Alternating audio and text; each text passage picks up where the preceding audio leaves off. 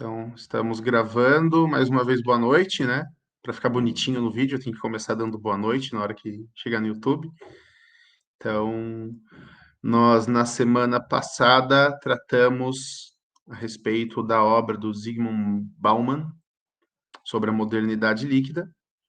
E vocês entregaram para mim, eu ainda não li nenhum dos trabalhos, até por isso que eu estou perguntando, a respeito de como é que foi a experiência de tratar desse tema a partir aí de julgamentos bem atuais do Supremo Tribunal Federal. Acabei trazendo aí o deslocamento que a gente encontra no sentido das normas e no sentido da Constituição, que é o fenômeno das mutações constitucionais, e de como a gente consegue nisso, aliás, como a gente consegue, a partir da teoria do Bauman, jogar uma luz sobre a fluidez das interpretações do direito, porque se a sociedade ela encontra-se num caráter, segundo Bauman, de liquidez, no sentido de que as instituições não são sólidas, que elas se movem sob pressão, e é por isso que ele usa o termo líquido, né? Imaginem o líquido dentro da seringa.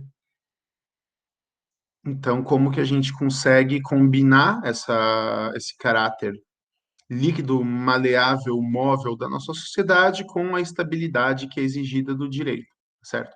Estou curioso para ler o que vocês me escreveram, espero que esteja bom. Mas eu sei que vai, se vocês se esforçaram, vocês botaram ali um tempinho e um pouco de leitura para fazer o trabalho, eu sei que ele vai vir com uma qualidade bacana.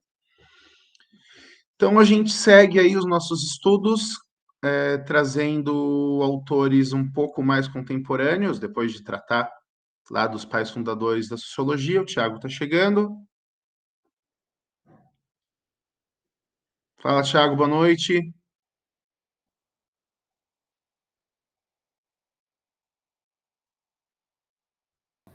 Professor, eu fiz o envio, estou fazendo o envio agora. É no Gmail, né? Foi o Gmail que eu passei? Foi, né? Ou não? Eu não sei porque ficou na gravação e nos comentários da gravação e não, eu acabei não anotando. Eu acho que foi um Hotmail. Foi o Hotmail, rafaelpereira681@hotmail.com. Tá, já mando lá nesse, então. Vou pôr aqui no chat, caso alguém não tenha enviado ainda.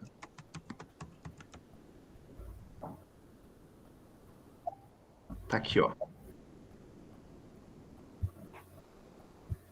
Então tá.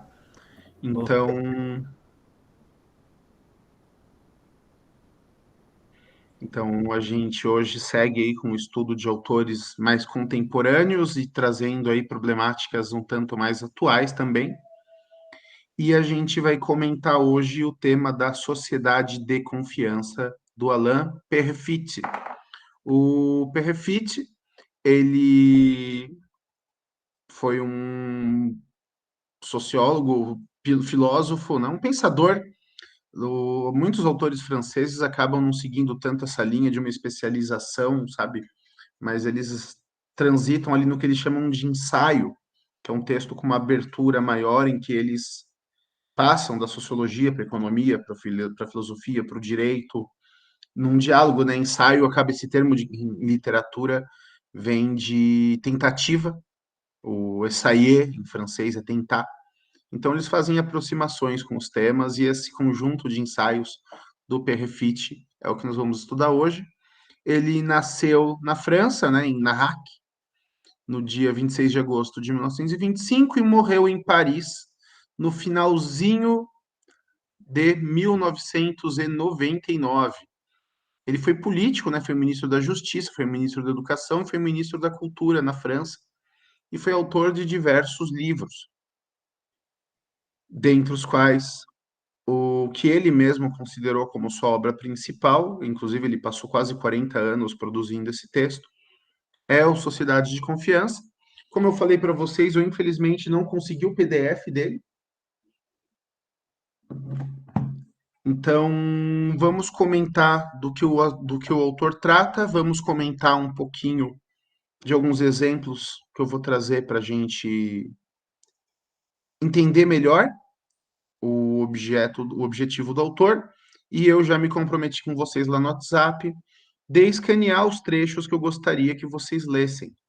E aí eu vou escanear do meu livro mesmo aqui, do meu calhamaço, que eu comprei em 2014 e compartilhar isso com vocês para que vocês tenham esse material à disposição, tá certo? Como eu sempre venho fazendo nas aulas, de disponibilizar o texto do autor estudado, certo? Então, deixa aí, peraí que eu preciso projetar a tela.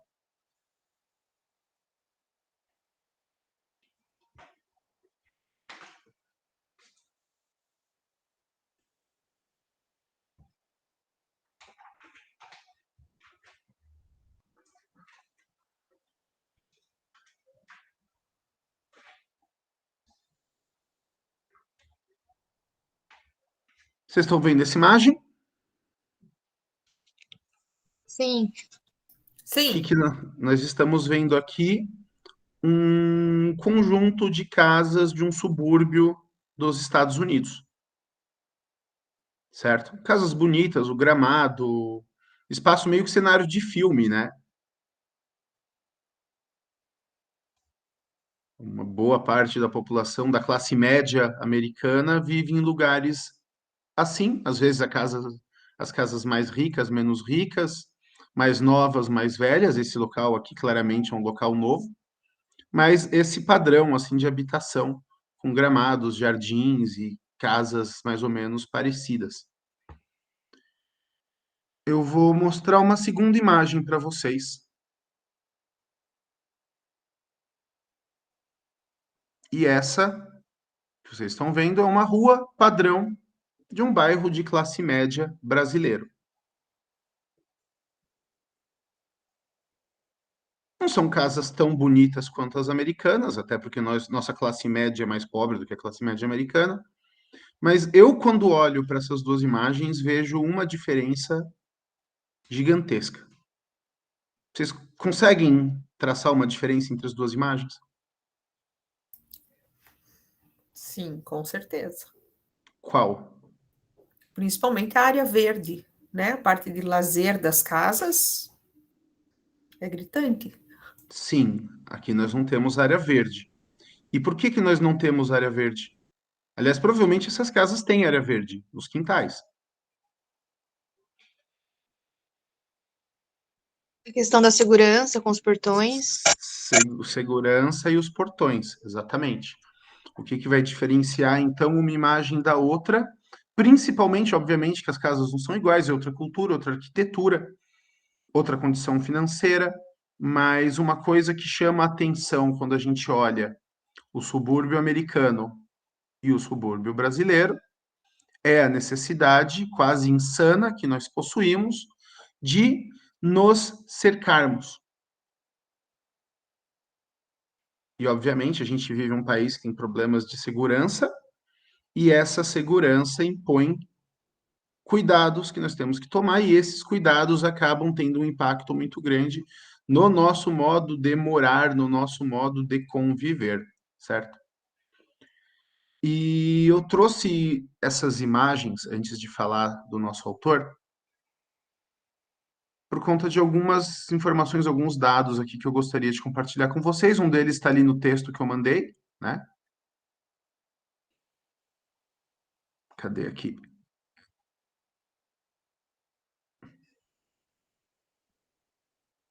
O Brasil gasta com a violência. E aí, quando a gente fala do custo da violência, a gente fala em os gastos com segurança pública, gastos com segurança privada, os gastos com saúde pública, os gastos com a construção de aparatos de segurança, como grades, muros, câmeras, sistemas de vigilância. Esse estudo último que saiu nesse sentido de 2019, e segundo o IPEA, Instituto de Pesquisas Econômicas Aplicadas, um órgão ligado à Presidência da República, então uma informação oficial, o Brasil gasta 6% do PIB com violência. Pô, mas só 6% do PIB? 6% do PIB é a mesma coisa que a gente gasta com educação. Nós gastamos tanto para nos protegermos e para mantermos longe as ameaças de violência física, quanto nós gastamos com a formação da juventude no Brasil.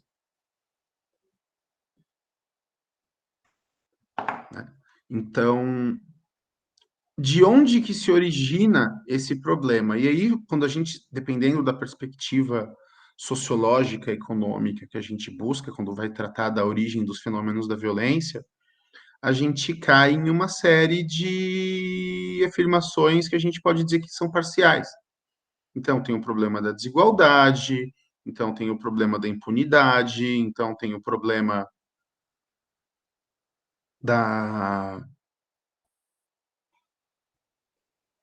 violência histórica que o Brasil carrega, problema da não superação de traumas como as ocupações de terra, a escravidão, a exploração da mão de obra, o subdesenvolvimento econômico. Então a gente encontra aí uma série de motivos que poderiam explicar essa barbaridade, que é o fato de que nós, nos nossos gastos pessoais, somos obrigados a levar em consideração uma quantidade, a gastar dos nossos recursos uma quantidade excessiva de dinheiro para evitar simplesmente que a nossa vida e o nosso patrimônio sejam ameaçados. E eu pensei em falar isso hoje, quando eu estava, hoje foi dia de renovar o seguro do carro. Aquelas coisas desagradáveis que a gente é obrigado a fazer quando a gente consegue conquistar alguma coisinha na vida, né?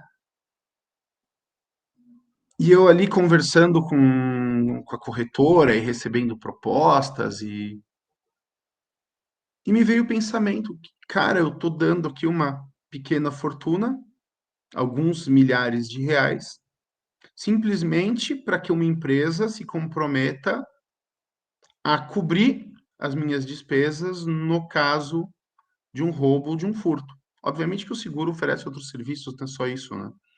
Mas aquele que de fato, para mim, é decisivo na aquisição de um seguro é o risco de roubo ou furto. Até porque eu aqui em Curitiba, em 10 anos, tive 2 veículos furtados. E os dois tinham seguro. Então, eu me salvei aí de uns prejuízos consideráveis por conta disso.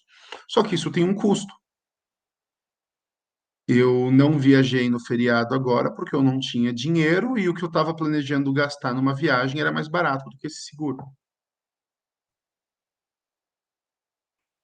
Eu moro num condomínio fechado porque eu não tenho coragem de morar numa casa de rua, pelo menos não aqui em Curitiba, e por ter 4 filhos, viver em um apartamento insuportável por conta da reclamação dos vizinhos, né? Então eu acabei optando por um condomínio e isso encareceu a minha vida um bocado. E eu acredito que todos vocês, quando forem olhar aí para os gastos e para as obrigações que vocês assumem, acabam tendo que pensar no quanto que isso gera de impacto. Impacto de custo de vida e também de preocupação, de medo. Ou a vida em Campo Largo está tão tranquila que vocês não precisam esquentar a cabeça com isso.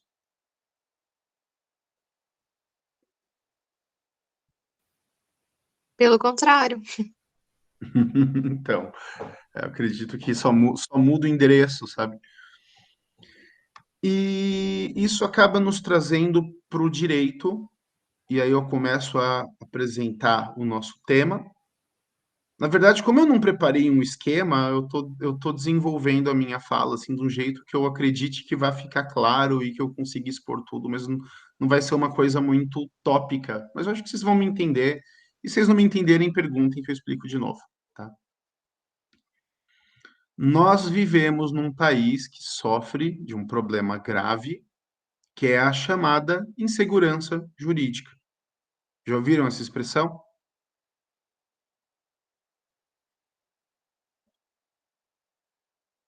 Sim, ouvimos em quase todas as aulas. Insegurança jurídica, vocês ouvem falar de insegurança jurídica em quase todas as aulas. E o que que é insegurança jurídica? É o fato de que eu, enquanto particular, ou enquanto empresário, ou enquanto contribuinte, não tenho a certeza de que os meus direitos e garantias fundamentais vão ser preservados, e eu também não tenho a direita de que os meus contratos serão respeitados, que os contratos que eu celebro serão cumpridos. Então, todas as nossas negociações, pelo menos quando a gente fala em negociações entre empresas, elas demandam um custo muito alto, vamos dizer, de securitização. Eu preciso alugar uma casa, eu preciso de um fiador. Eu preciso pegar um empréstimo, eu preciso de um avalista. Eu vou comprar um produto, eu preciso de uma garantia. A garantia nada mais é do que um seguro. E nós já nos precavemos contra o descumprimento que vai vir da parte contrária, porque nós vivemos numa sociedade onde as pessoas não confiam umas nas outras.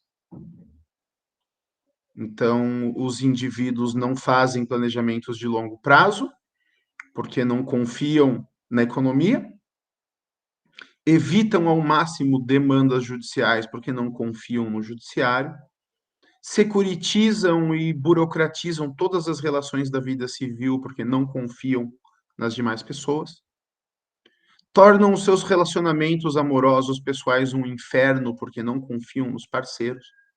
Então, é um tal de ler WhatsApp, ler celular, vigiar. É engraçado, a gente começa a pensar num assunto, começa a reparar nas coisas, né? Eu contei do caminho da minha casa até o meu trabalho, até o TRE. Eu moro relativamente longe, né? Mas eu contei, colado em poste, 30 propagandas de detetive.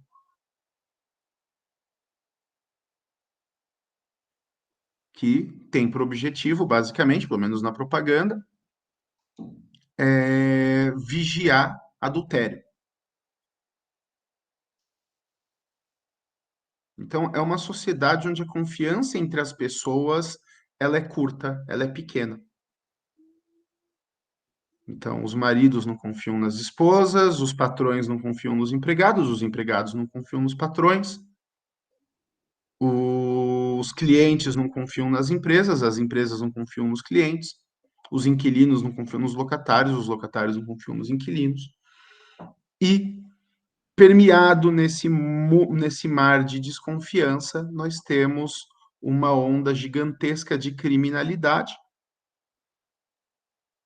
em parte provocada pela desigualdade, em parte provocada pela pobreza, em parte provocada pela inveja, em parte provocada pela consequência do fato de que viver numa sociedade com essa característica faz com que cada vez mais pessoas precisem se entorpecer para aturar a vida. Porque uma boa parte dos nossos crimes vem do tráfico de droga, e o tráfico de drogas nada mais é do que o fato que está gritando na nossa cara, e do qual pouquíssima gente fala, de que a vida nas grandes cidades brasileiras, e agora nas médias e nas pequenas também, é insuportável e que por isso as pessoas, para aguentar o dia a dia, precisam estar dopadas. Já pararam para pensar nesse aspecto do problema?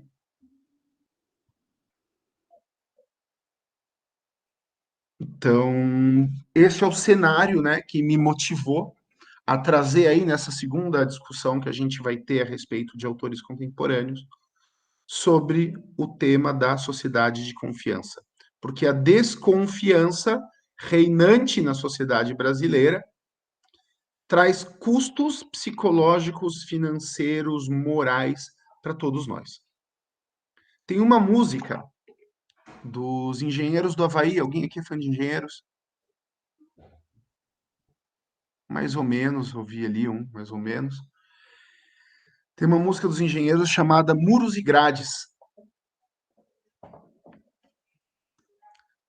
que fala de como a gente construindo nas grandes cidades de um... Cadê? Como que é? Nas grandes cidades de um país tão violento, os muros e as grades nos protegem de quase tudo, mas o quase tudo quase sempre é quase nada, e nada nos protege de uma vida sem sentido.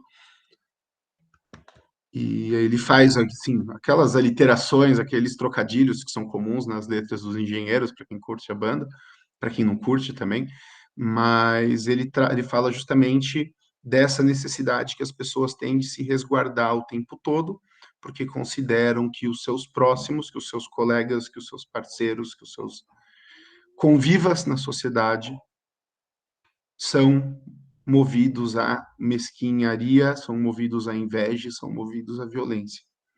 E isso nos torna mais pobres. Isso impede o desenvolvimento do país.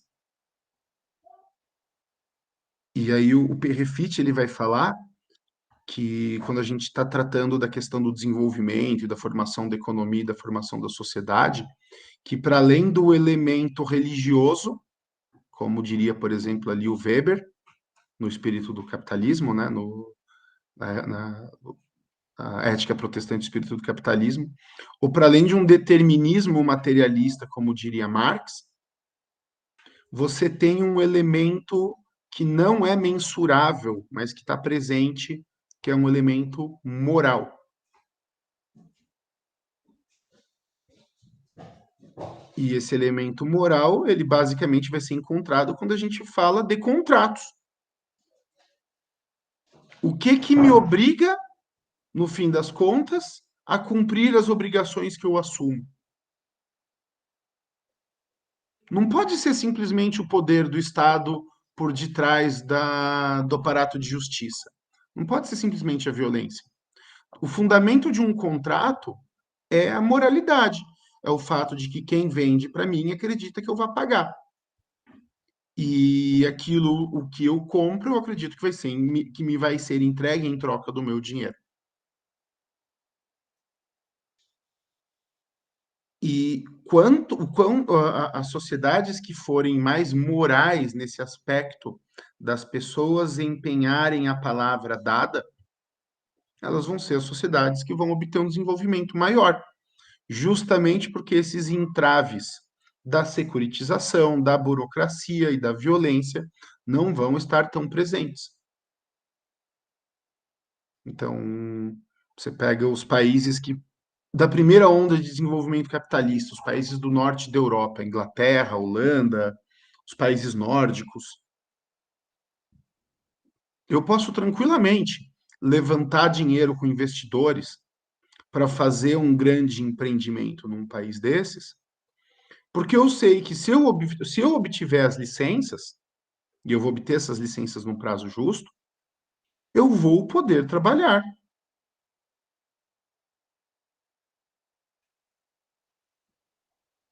Eu vou pagar os meus impostos, eu vou poder explorar aquilo que eu me propus a explorar e vou poder colher os lucros do meu trabalho. E as pessoas vão ficar gratas por isso e vão ficar felizes com isso. Agora, pense em investimentos de longo prazo e de grande valor agregado num país como o Brasil. A quantidade de alvarás que você vai ter que retirar, a quantidade de protestos que você vai ter que enfrentar, a quantidade de segurança que você vai ter que instalar, o risco para os teus funcionários, para os teus executivos, para você, no momento em que você começar a distribuir remuneração. E tudo isso para que talvez em 2, 3, 5 anos, algum iluminado no Congresso ou no Ministério Público, em algum desses órgãos que detém poder, simplesmente, no Judiciário, claro, simplesmente resolva. Meu cachorro me assustou. Simplesmente resolve extinguir o ramo da economia que você se propôs a explorar. E o teu investimento? Foda-se. E as pessoas que você contratou, azar, você ainda vai ter que pagar a rescisão de todos os teus funcionários. E pagar os empréstimos bancários que você contratou e por aí vamos. Certo? Então, essa falta de confiança reinante na sociedade, ela é um fator de subdesenvolvimento.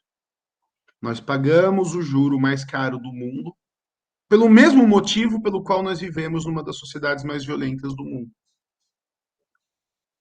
E pelo mesmo motivo pelo qual nós vivemos numa das sociedades mais burocráticas do mundo.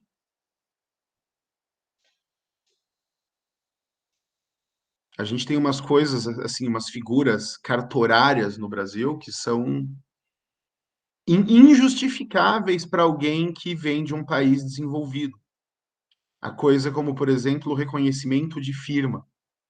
Que eu assinar um contrato na tua frente e ter que levar um cartório para que um tabelião diga que a pessoa que assinou sou eu mesmo.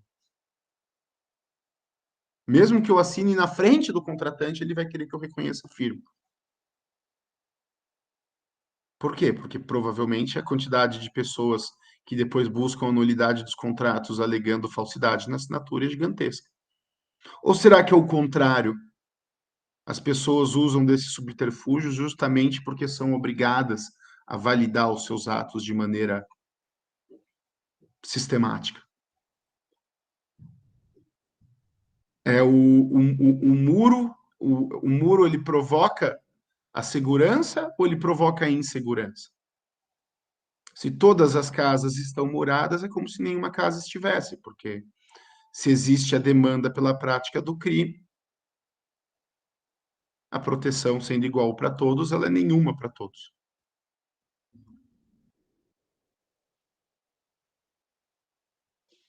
Entendem o problema?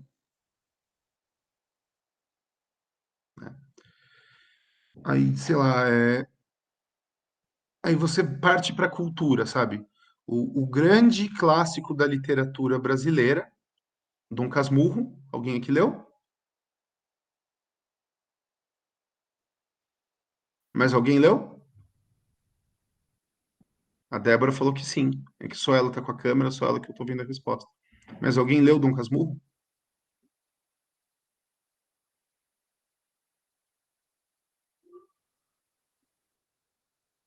Opa, eu vou tomar o silêncio como um sim coletivo e a nossa próxima aula vai ser um julgamento da relação entre Bentinho e Capitu. Enfim, o grande clássico da literatura brasileira é a respeito de uma desconfiança de casal. De um homem que fica perturbado por ciúmes porque ele não sabe se sua esposa de fato o ama ou se ama seu primo dele.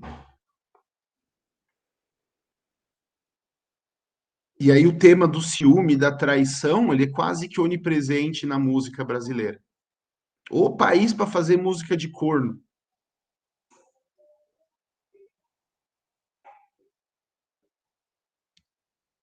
Quando não é sobre corno, é sobre tradução, é o funk do adultério, é o funk da casada, é o funk da não sei o quê, ou o sertanejo do vou tomar todas, enfim. Não estou sendo moralista, é uma constatação, assim, não é uma crítica. A nossa sociedade é o que ela é, sabe? Para o bem e para o mal. Mas a questão é que como é que a gente constitui relacionamentos saudáveis num clima de adultério universal?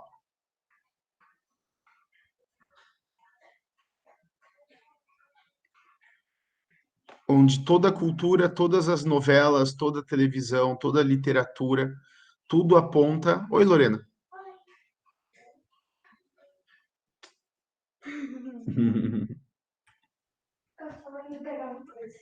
Tá bom.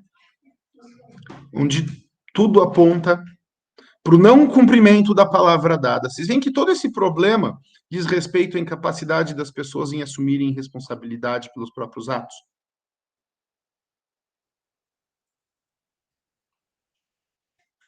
Em arrumarem desculpas para não entregarem aquilo que elas prometem. Então aqui entra o tema do nosso Refit. E ele parte dessa ideia, né, de que para além das determinações morais e religiosas, perdão, das materiais e religiosas, o problema do desenvolvimento e o problema da riqueza é um problema moral. Ele tem esse insight em um outro livro que ele escreveu a respeito da França ali na década de 70, mas ele construiu a tese dele, ele fala isso na introdução do livro, que ele construiu a tese dele especialmente quando na posição de político, de diplomata e de ministro no governo de vários governos franceses, ele teve a oportunidade de visitar países do terceiro mundo.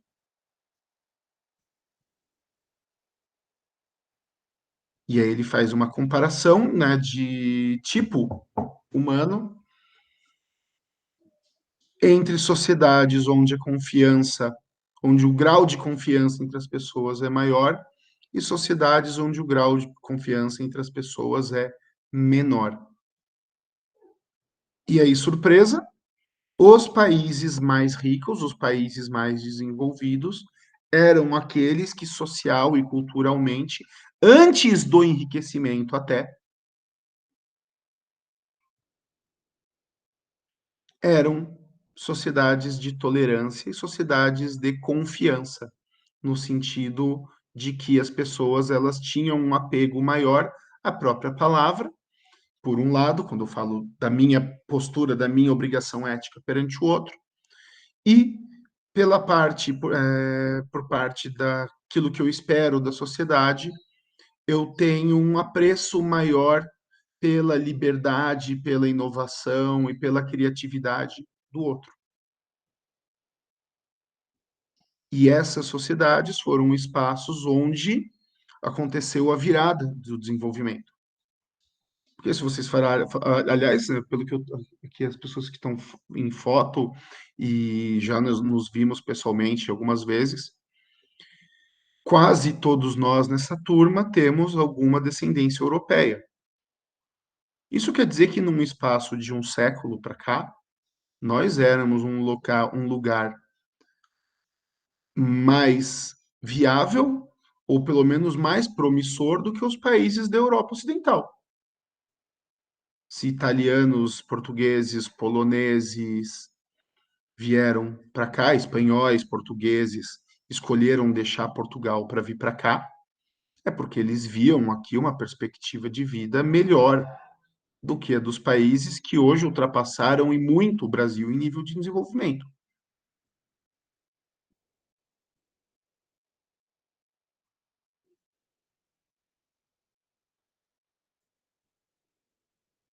Então, a gente tem essa questão que é sociedades onde o grau de confiança entre os indivíduos é maior, são sociedades que tendem a um desenvolvimento maior também.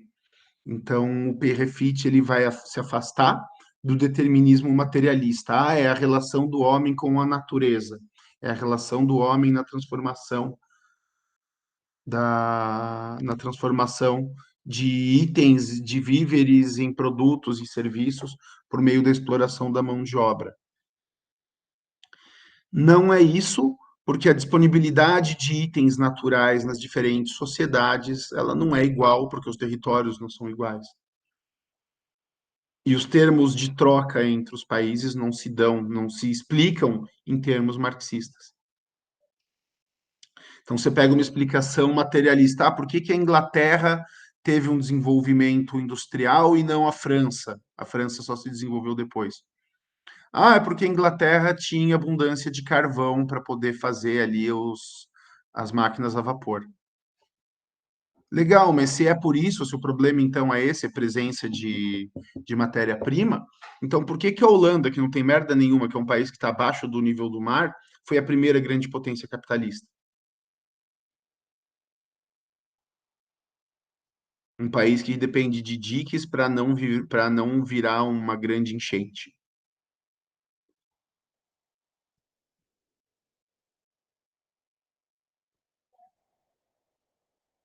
Vocês veem que para aí falam, ah, não, é porque a escassez fez com que os holandeses fossem criativos.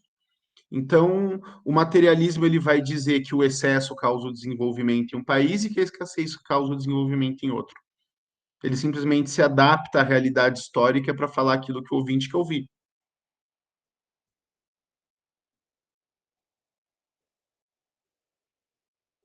Ah, mas é porque esses países eram protestantes. Esses países se tornaram protestantes. Mas eles, assim como todo o resto da Europa, eram católicos. E mais ou menos no mesmo período, por conta de contextos históricos, contextos religiosos diferentes, passaram por transições religiosas, por movimentos de reforma, de contra-reforma. Mas isso não quebrou esse vínculo de confiança entre as comunidades.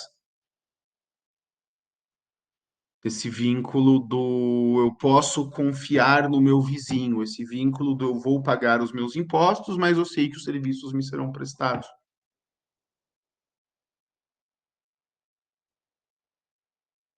E não eu vou sonegar o máximo que eu posso, porque eu sei que os serviços não serão prestados.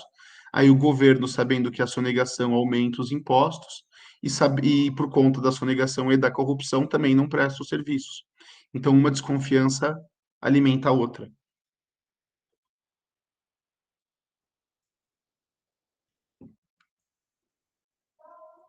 O que seria confiança, né, para o PRFIT, né?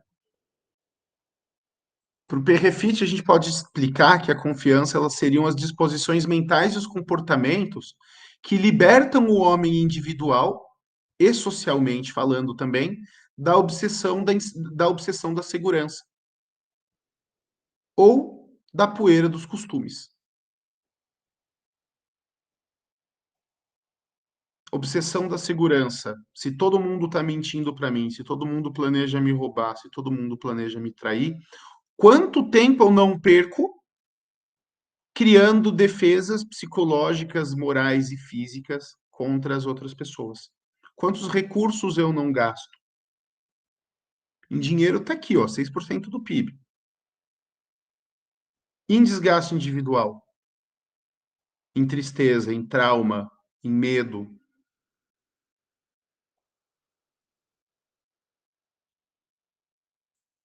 Então, a segurança, ela nada mais é do que esse desmontar as amarras da insegurança para vivermos vivermos entre nós, socialmente falando, uma relação de confiança. O problema é que a confiança ela não se constrói de cima para baixo. O difícil quando você fala em sociedade de confiança é que ela não se presta a uma reforma religiosa ou uma revolução. Você não constrói uma sociedade de confiança por meio da intervenção dos políticos. E tanto os sociólogos quanto os políticos adoram soluções onde eles possam intervir de maneira pontual para resolver os problemas de modo a se beneficiarem disso. Aliás, uma das sociedades onde menos confiança havia era a sociedade soviética e as sociedades comunistas em geral.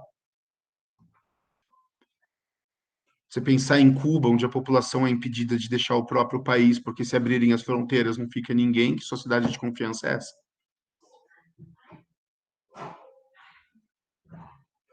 Que 20% da população está no exílio.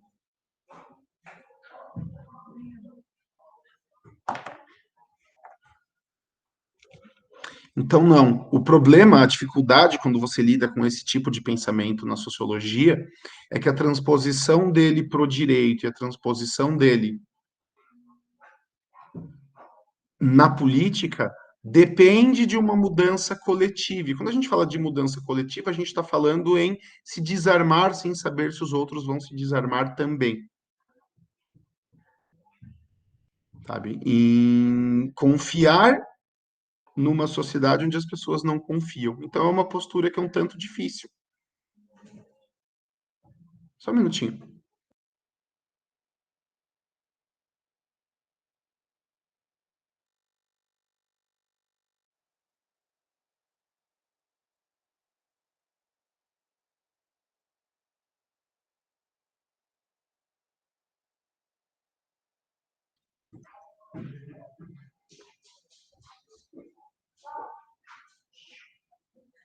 Oi, gente. Aproveitei e tirar essa tela compartilhada aqui, que eu não estou usando mais mesmo.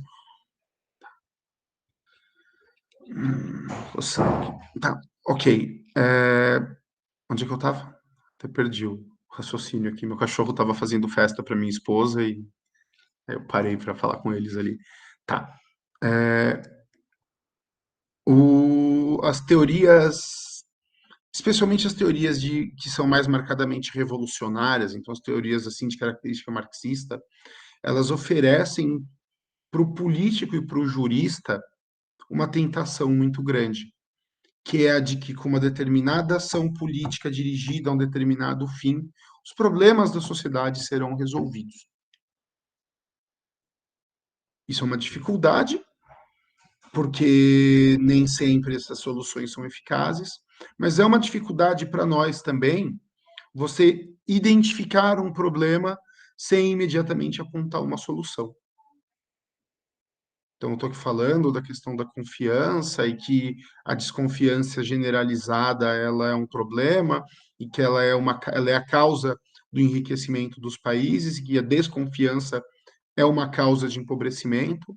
E aí vem a pergunta, tá, mas como é que a gente resolve isso? Tá, mas qual que é a solução para o problema? E não necessariamente entender um problema significa apontar para ele uma solução, sabe? A gente acaba conseguindo enxergar isso como solução, muitas vezes onde? Na nossa vida particular e no nosso pequeno círculo onde a nossa ação é relevante, sabe? Eu enxergo, por exemplo, que a gente precisa construir uma sociedade de confiança no direito, que é quando a gente discute questões como a presunção de boa-fé no processo, quando a gente discute cláusulas contratuais, quando a gente faz exigências de garantia nos nossos contratos, quando vamos orientar os nossos clientes nesse sentido, sabe? Ah, legal, sociedade de confiança, bacana, mas eu não alugo uma casa sem inquilino.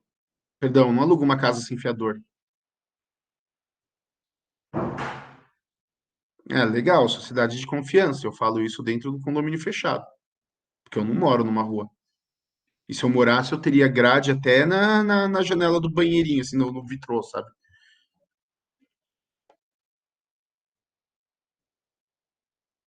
Então, é uma questão que, assim, não é uma questão, não são problemas de solução fáceis, sabe? São problemas que demandam, primeiro, assim, um autoconhecimento por parte da sociedade para reconhecer isso, né? O que é que nos traz a esse estágio de desconfiança? Porque a gente pode falar, nós somos uma sociedade de desconfiança por causa dos cartórios, e por causa dos muros, e por causa das relações de pouca confiança, mas aí uma pessoa na sua relação individual vai dizer, mas é claro que eu vou exigir autenticação dos meus contratos, eu não sei se eu sujeito a um estelionatário, é claro que eu vou vigiar o meu parceiro, eu não sei se ele está sendo fiel, é claro que eu vou cercar a minha casa, eu não sei se eu vou ser assaltado, se eu vou ser roubado.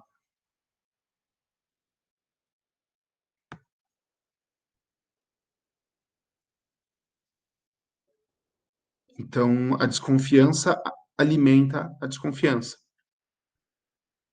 O medo do outro alimenta o meu medo, e o meu medo alimenta o medo do outro.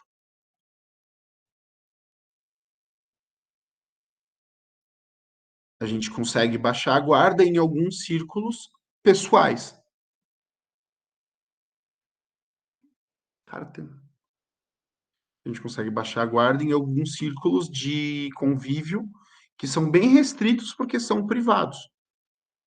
E às vezes nem isso a gente consegue.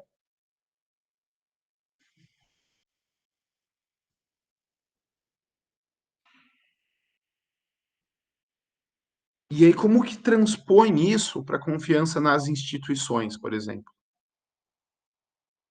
Não, eu não preciso cercar a minha casa, porque se eu for, ou então eu não preciso me armar, porque se eu sofrer, se eu for vítima de um crime, eu posso acionar a polícia. Piada, né?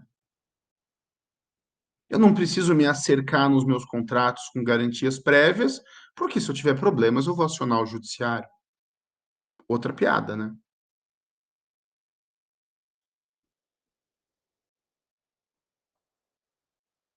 Então a gente cria uma sociedade que tem assim que tem por característica, e isso é causa e consequência, não é uma coisa leva a outra, é um fato. A gente tem uma sociedade onde da desconfiança generalizada entre as pessoas surge a desconfiança nas instituições. E também surge a desconfiança das instituições nas pessoas. O fisco, que considera todo mundo um sonegador em potencial, a liberdade de expressão, que está sob ataque, porque todo mundo pode agora, se quiser, divulgar fake news e divulgar notícia falsa, né? Fake news, todo mundo pode praticar crime de calúnia, de difamação, de homofobia, de transfobia, de racismo. Então é melhor controlar os meios de expressão. Então as instituições também não confiam nas pessoas, o Estado também não confia nos cidadãos, da mesma forma que os cidadãos não confiam no Estado. Cada um tenta tirar o seu. E como é que você vai ter desenvolvimento num quadro desses?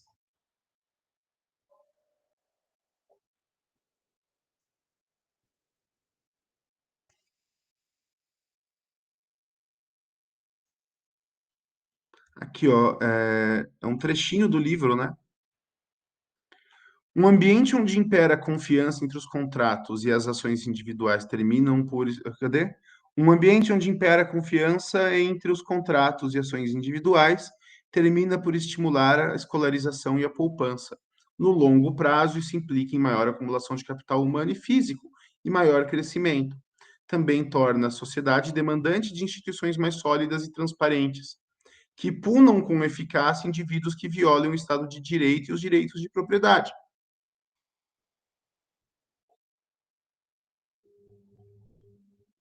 Obviamente que se eu não tivesse que gastar tanto com segurança, eu teria dinheiro que eu poderia aplicar, e se todo mundo o que gasta com segurança, isso fosse para aplicação para o mercado financeiro, para consumo, nós seríamos uma sociedade mais rica.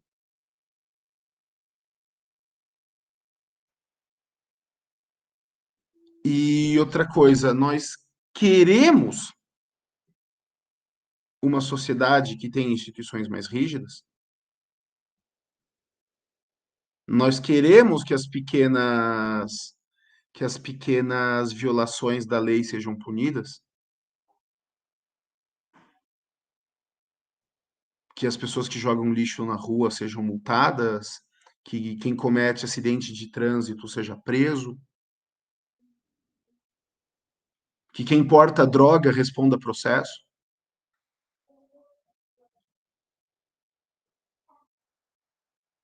Eu não sei, porque muitas vezes nós vemos a nós mesmos ou aos nossos próximos nesse papel de violador de pequenos crimes. E aí, nesse caso, o raciocínio é: ah, mas é uma coisinha sem importância.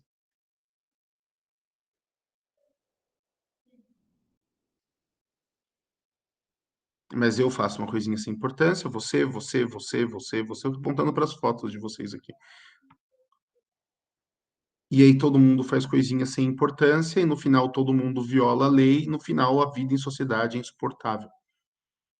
Aí as instituições sociais são frágeis, aí fica todo mundo dopado, violento, louco, neurótico, fudido e pobre.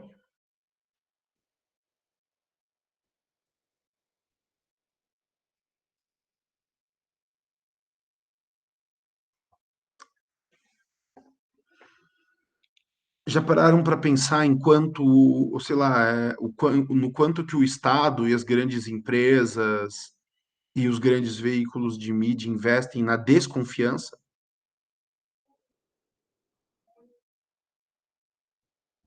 Voltando no tema da arte, da literatura, da televisão, da internet,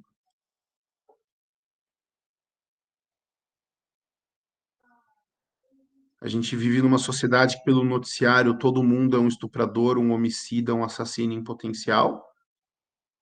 Todo mundo é inimigo de classe, todo mundo é, é, é gado ou é burro.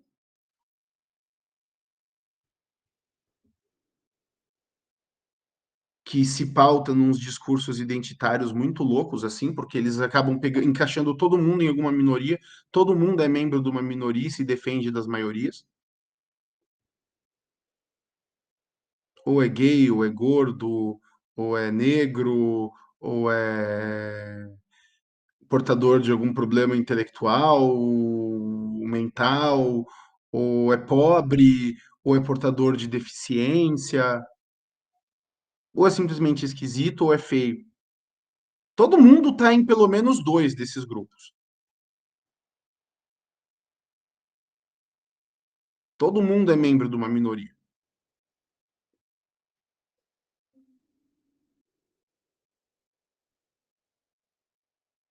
Aí, desfeitos os vínculos sociais, né? Lembrem lá da modernidade líquida. As pessoas se armam a partir dessas características que são completamente aleatórias, que todo mundo faz parte dessas minorias simplesmente porque todo mundo está vivo, são características humanas.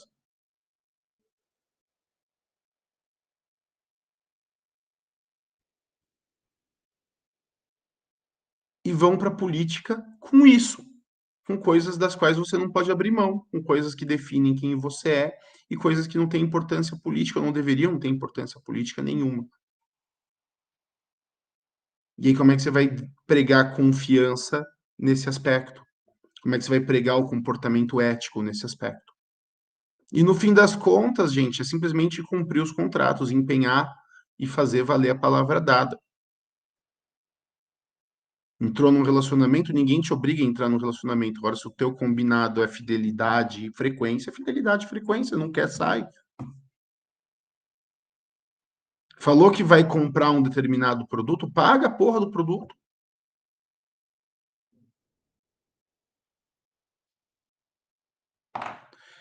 Se candidatou para exercer um cargo para cumprir uma função pública, cumpra a função pública.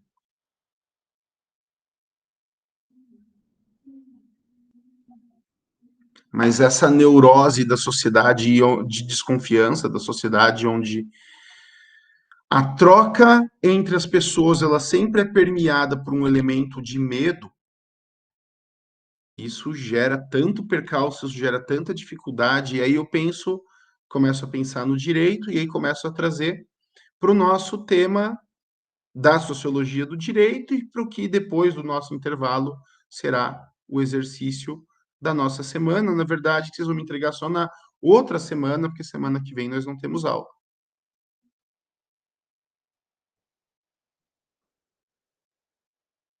O quanto o direito no Brasil serve de instrumento para fomentar a desconfiança entre as pessoas.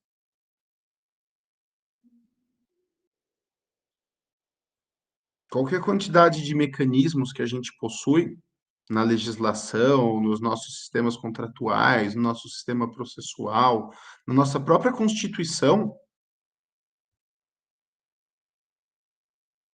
que ao invés de criarem esses mecanismos de solidariedade, de confiança, minam isso na sociedade para que todo mundo solitário e com medo dependa do Estado como intermediador das relações sociais.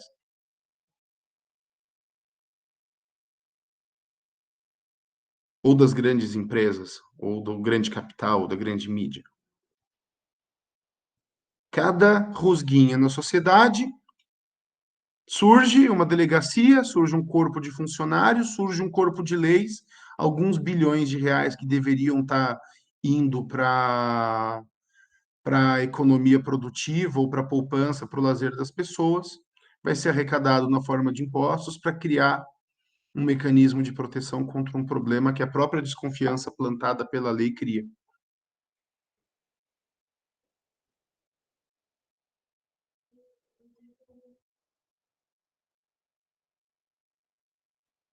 Então, assim, eu acho que o pensamento para a gente ter nesse momento é até que ponto o direito, ao invés de pacificar as relações sociais, e a gente aprende isso no curso, né, que a prática do direito visa pacificar as relações sociais, porque vem o Estado, na figura do juiz, como um elemento neutro para interpretar a lei que é legítima, porque tudo um devido processo legal que tem origem democrática, e que vai solucionar as demandas entre os indivíduos sem a prática da violência, porque se não fosse a lei, os indivíduos se matariam. Será que se matariam mesmo?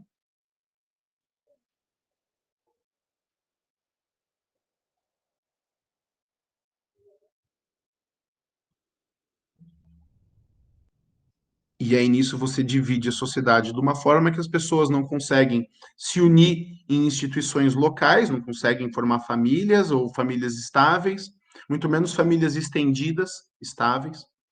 Não conseguem ter uma inserção na sociedade, no bairro, no sindicato, no clube, na profissão, na carreira, e fica um bando de gente solitária, fudida, pobre, dependendo de assistência social e dependendo de uma polícia, dependendo de uma política, dependendo de uma lei para fazer parar todas as coisas das quais elas não gostam. tudo que é ofensivo, tudo que é perigoso, tudo que faz mal para a saúde.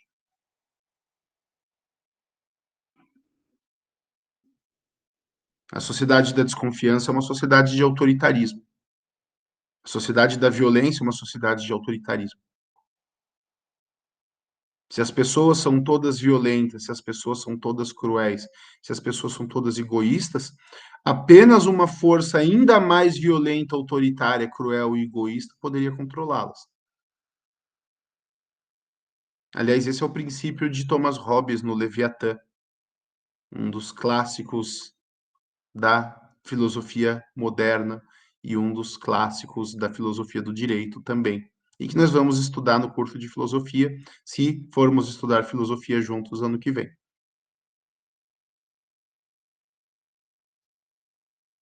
Numa sociedade onde todo mundo é mentiroso e numa sociedade onde ninguém é digno de confiança, só o maior dos mentirosos e o maior dos trapaceiros conseguiria ocupar o poder. Entendedores entenderam. Espero. Então, eu vou colocar para vocês um exercício daqui a pouco, né? A respeito desse tema eu vou trazer um caso prático, né? De alguma discussão legislativa ou política que esteja em curso, e para vocês combinarem, né, com o tema da sociedade de desconfiança, de como que o direito, ao invés de muitas vezes contribuir com a paz social, ele serve para criar instrumentos de divisão, de separação e que no longo prazo acabam atrapalhando nossa estabilidade emocional, a nossa felicidade e o nosso sucesso econômico como indivíduos e como sociedade, certo? Tá. A gente está com 1 hora de aula e a exposição que eu tinha para fazer a respeito do tema eu já encerrei. Vamos fazer o intervalo agora, então? Eu vou encerrar a gravação e daqui a uns 15, 20 minutinhos eu retomo com o que eu quero que vocês me entreguem como exercício aí para o próximo encontro, tá legal? Como não teve leitura de texto dessa vez, a gente acabou encerrando um pouquinho mais cedo, mas não tem problema, porque o conteúdo eu acho que foi bem denso aí essa hora de conversa que a gente teve. Então a gente retoma daqui a pouquinho, já volto aí, então agora são 8h18, vai 8h20, 8h35 a gente retoma. Até daqui a pouco.